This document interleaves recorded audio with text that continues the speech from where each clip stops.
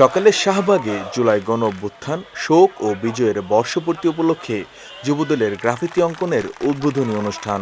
এতে প্রধান অতিথি ছিলেন বাংলাদেশের জাতীয়তাবাদী দল বিএনপির মহাসচিব মির্জা ফখরুল ইসলাম আলমগীর।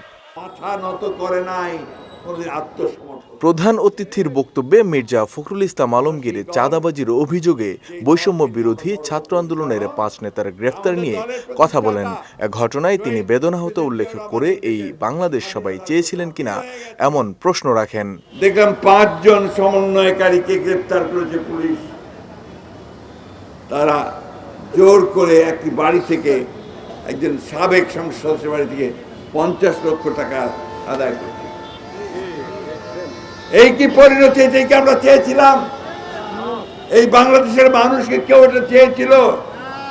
সুতরাং এত তাড়াতাড়ি যদি এই ঘটনা ঘটে, ১ বছর হয়নি, তাহলে আমাদের ভবিষ্যৎ কি? বিএনপি সংস্কার কার্যক্রমে সহযোগিতা করছে জানিয়ে মির্জা ফখরুল ইসলাম আলমগীর শেখ হাসিনার বিচার কাজ নিয়ে সরকারের ভূমিকার সমালোচনা করেন।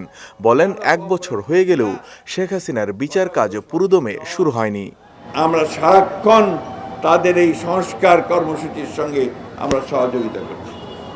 আমরা সারাক্ষণ সবাইকে নিয়ে কাজ করতে চাই। কই হাসিনার বিচারের তো এখন পর্যন্ত তেমন কিছু আমরা দেখতে পেলাম না। কেন পেলাম না? ১ বছর হয়ে গেল, হাসিনার বিচার কাজ পুরো শুরু হয়ে গেল না কেন? এ সময় জনমতই রাজনীতির মূল নিয়ামক উল্লেখ করে নেতাকর্মীদের জনগণের কাছে যাওয়ার পরামর্শ দেন বিএনপি মহাসচিব। নতুন বাংলাদেশ। মানিক মোহাম্মদ ওমর, বিজয় টিভি, ঢাকা। কি সবার আগে